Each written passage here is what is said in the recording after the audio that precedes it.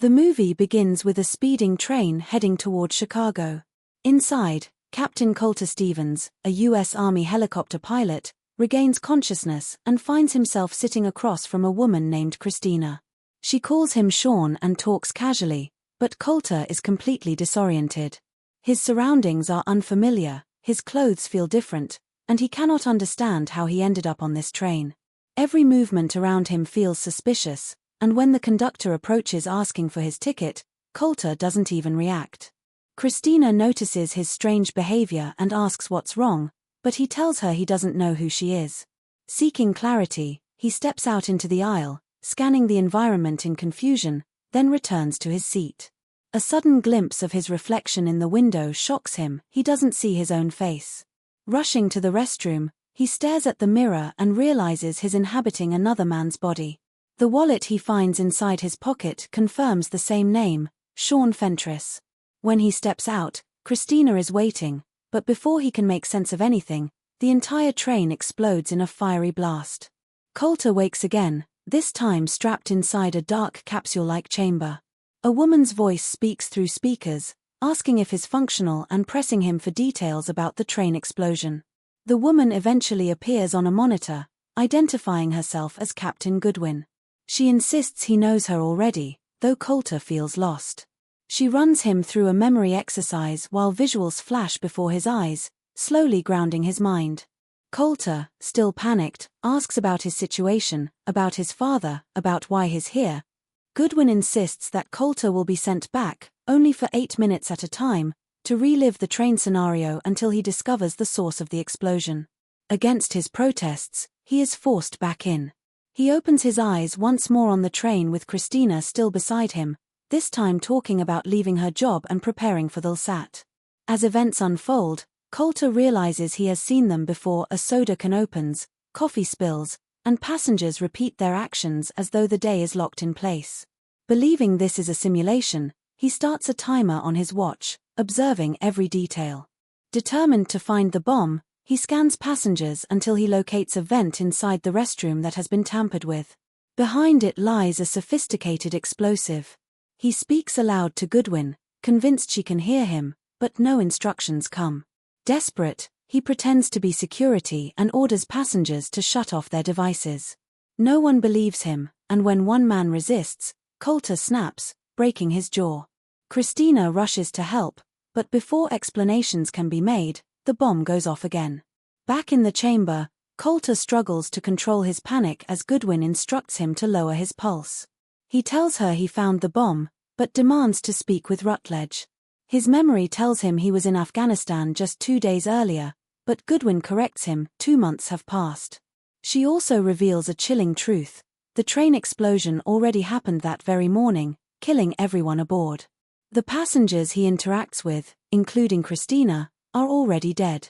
The mission isn't about saving them but about identifying the bomber to prevent future attacks. When Colter insists he saw Christina alive, Goodwin reminds him she died in the blast.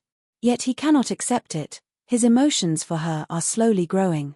Sent back again, Colter starts observing passengers more closely.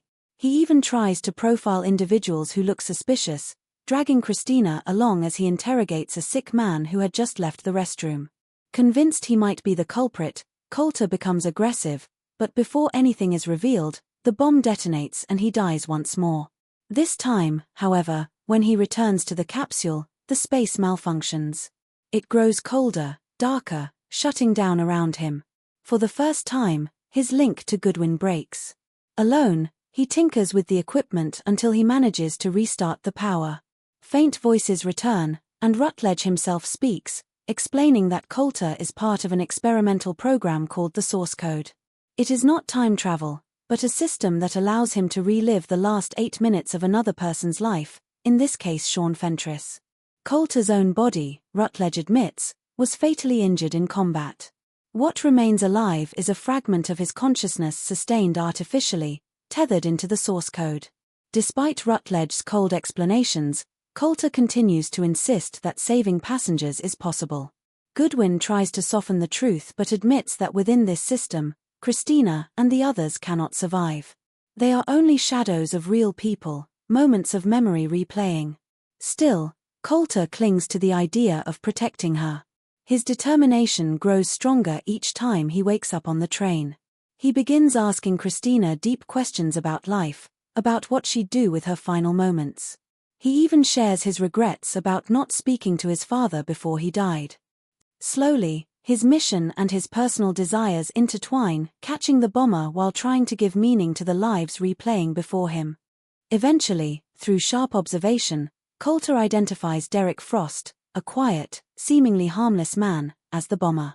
Following him outside the train, Colter discovers a van filled with explosives, confirming Frost's plan for a second, larger attack in Chicago. Frost shoots him, but Colter lives long enough to hear Frost's twisted philosophy that the world is corrupted and must be destroyed to start anew. Returning to the capsule, Colter reports everything, allowing Rutledge and the authorities to arrest Frost before he can strike again. The mission, according to Rutledge, is complete. Yet Colter refuses to end it this way. He begs Goodwin to send him back once more, not just to find the bomber, but to try and save everyone on that train. Rutledge, seeking recognition for his project, prepares to erase Colter's memory and reuse him for future missions. Goodwin, however, begins to question the morality of keeping him trapped. Colter convinces her that even if she believes the train is doomed, she should allow him one final attempt. He pleads with her to switch off his life support afterward, granting him peace. Touched by his determination, Goodwin agrees. She tells him it was an honor serving with him before activating the source code one last time. Colter returns to the train, but this time, he is ready. Calm and focused, he asks Christina to have coffee with him after their ride. She smiles warmly, agreeing without hesitation. Leaving her briefly, he heads straight for the bomb, disables both detonators, and then turns to Derek Frost. Using the conductor's handcuffs, he restrains Frost before he can leave the train. Colter contacts the police, informing them about Frost and the radioactive van. With the bomber neutralized, he sends an email to Goodwin, explaining everything. He also makes a call to his father, posing as a friend, and tells him that his son loved him and was sorry for everything left unsaid. For Colter, it is a final act of closure. Meanwhile, in the real world, Goodwin shuts down his life support as promised, and Rutledge rushes angrily to stop her. Soldiers arrive too late. Colter's body has died. Yet inside the source code, time does not end. The train, expected to explode, continues its journey without incident. Christina and the passengers are alive, laughing and talking as if nothing happened. Colter, still inhabiting Sean's body, takes Christina's hand and walks with her to the Chicago Bean, smiling at the miracle he created. For him, this alternate reality is more than a shadow, it's a second chance. And that's how the movie comes to an end. We'll meet again in the next story. Always stay happy and keep smiling. If you enjoyed the video, don't forget to like, comment, and subscribe and share it with your friends too.